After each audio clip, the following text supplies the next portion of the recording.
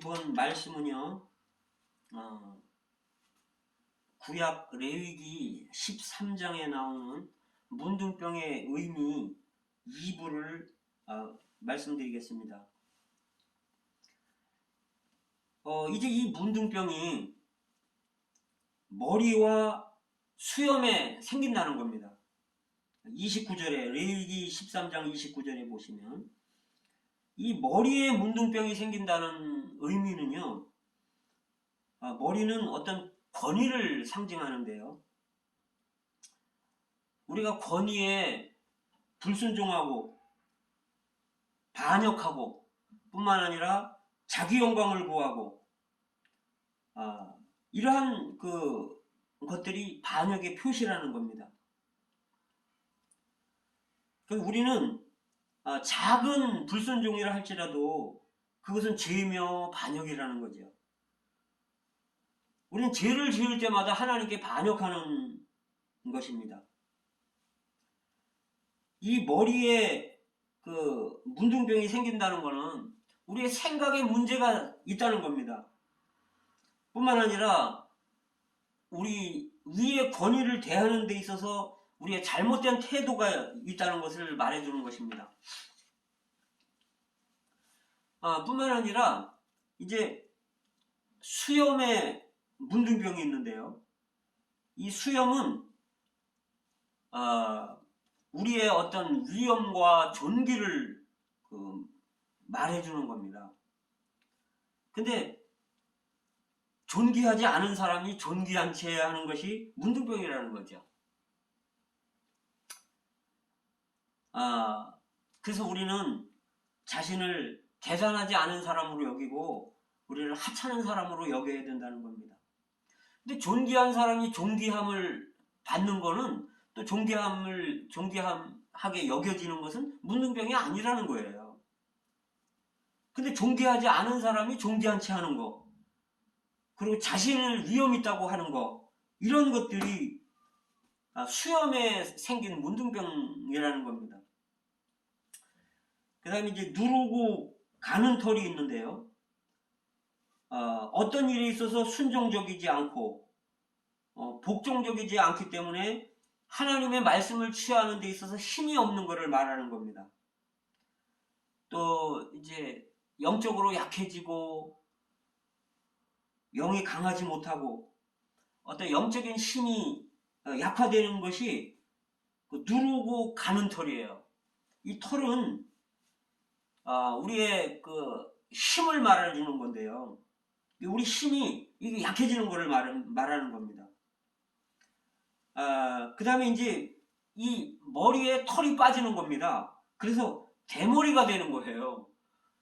그런데 이 대머리에 문둥병이 바라지는 않고 그냥 대머리가 되면 이는 문둥병이 아니라는 거죠. 근데 여기에 대머리의 의미는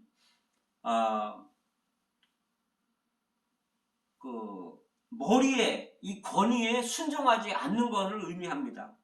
근데 그럼 어떻게 순종하지 않는데 문둥 환자가 아닌가, 문둥병이 아닌가?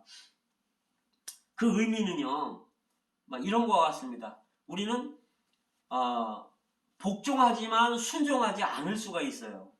예를 들면 이제 어떤 부모님이 예를 들어서 너 신앙생활 하지 마라, 교회 가지 마라, 이렇게 말할 때 순종은 안 하는 거예요. 우리가 하나님 말씀을 들어야지 사람의 말을 들을 수는 없잖아요. 그러나 부모님이기 때문에 복종하는 자세가 있어야 된다는 겁니다.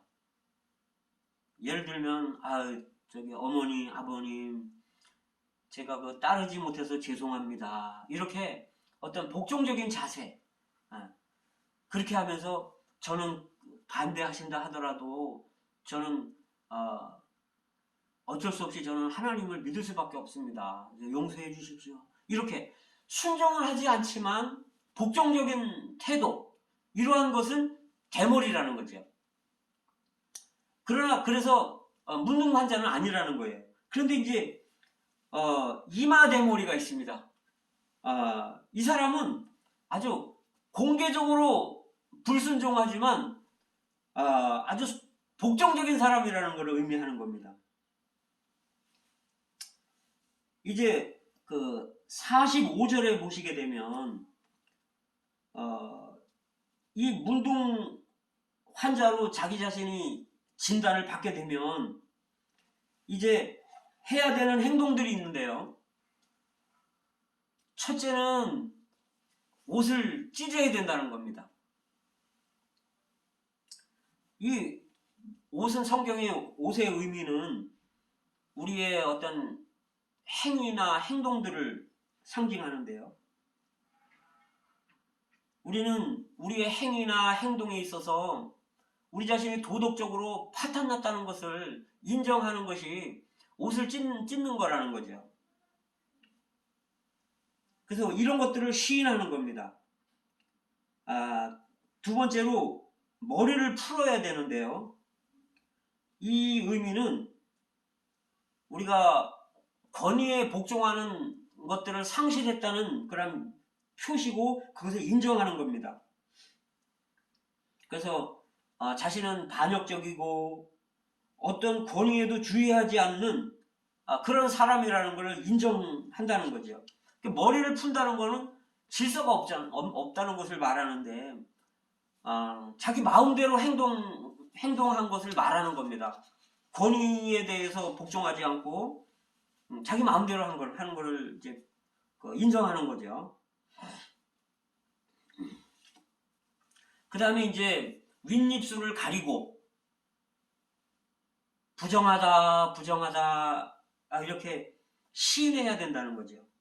윗입술을 가린다는 거는 이제 붕대로 전부 이렇게 머리를 감싸고 아랫입술만 조금 나오게 하고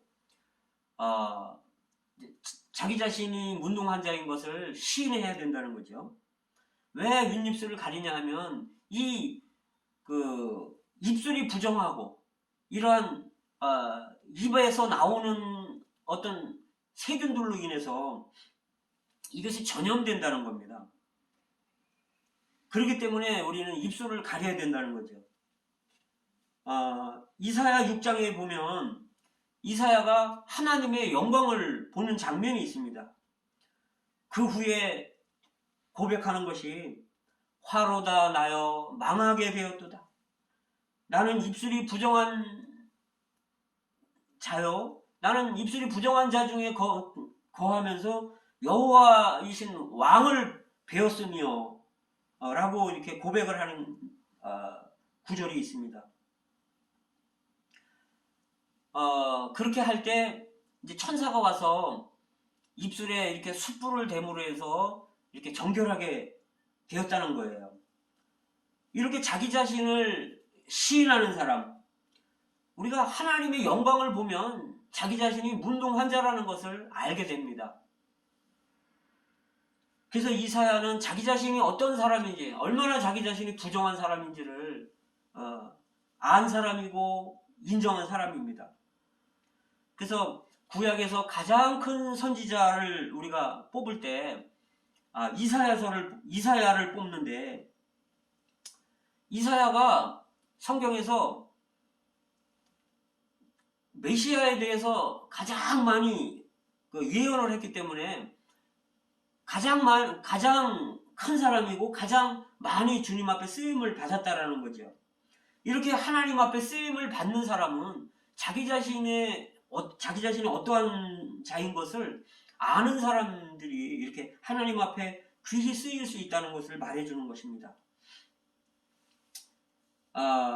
이제는 그 몸의 문둥병일 뿐만 아니라 이제 그 옷에 문둥병이 있는데 여기 그 옷에는 뭐가 있냐면 이제 털옷이 있고 배옷이 있고 가죽옷이 있고 날실과 시실이 있습니다. 근데 털옷에 문둥병이 생겼다는 거예요. 이 털옷은 그 의미가 털옷은 굉장히 이렇게 부드럽잖아요. 그래서 우리의 행동에 있어서 옷은 우리의 행동이라고 말씀드렸죠. 우리의 행동에 있어서 사람들을 대하고 접촉하는 면에 있어서 우리가 부드럽게 대하지 않을 때 우리의 유순함 가운데 사람들을 대하지 않는 것은 옷에 바라는 문둥병이라는 거죠. 그 다음에 여기 이제 베옷에 문둥병이 있는데, 베옷은 아주 이렇게 단순하잖아요. 깨끗하고 순수함을 의미합니다. 그래서 우리가 어떤 사람들을 만나려고 갈 때 어떤 그 동기나 목적을 갖고 가서는 안 된다는 거죠. 다만 하나님이 그 사람을 만나려고 하면 그냥 만나는 겁니다.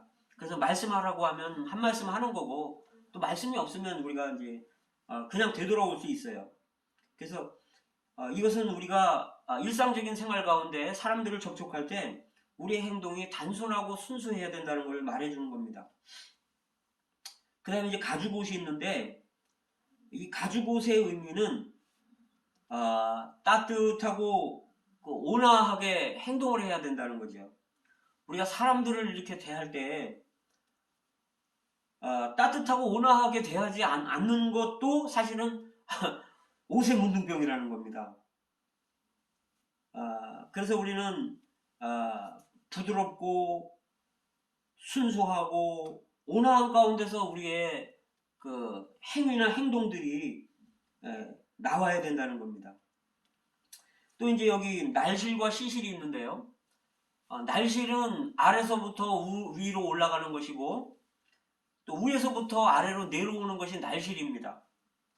이것은 우리가 우리의 행동과 행위에 있어서 하나님과 우리의 관계를 말해주고 있는 것입니다. 이 하나님과의 관계에 있어서 우리가 이런 행동들에 있어서 문둥병이 있어서는 안 된다는 걸 말해주는데요. 다음에 이제 시실이 있는데, 시실은 왼쪽에서 오른쪽으로, 오른쪽에서 왼쪽으로 이렇게 이제 왔다 갔다 하는 실인데요. 이거는 다른 사람들을 접촉할 때 있어서, 다른 사람들의 관계에 있어서, 우리의 행동에 있어서 문둥병이 있어서는 안 된다는 것을 말해주는 것입니다. 그래서 우리의 매일의 생활은 하나님과 우리의 관계, 그 다음에 다른 사람들과 우리와의 관계, 이런 관계들을 통해서 이렇게 짜여지는 겁니다. 그렇게 해서 이렇게 짜여질 때 계시록 19장에 보면 어린 양의 아내가 예비되어 있는데, 그 어린 양의 아내가 입고 있는 옷이 시고 깨끗한 세마포라는 거예요. 그래서 이 의미는 성도들의 옳은 행실이라는 겁니다. 그래서 오늘은 또 문둥병이 어떠한 것인지, 문둥병이 생기면 우리가 어떻게 시인해야 하고 어떻게 표현해야 하는지, 그 다음에 우리의 행동들은 어떻게 해야 우리가 문둥병에서 치료함을 받을 수 있는지를 보았습니다. 오늘은 여기서 마치겠습니다.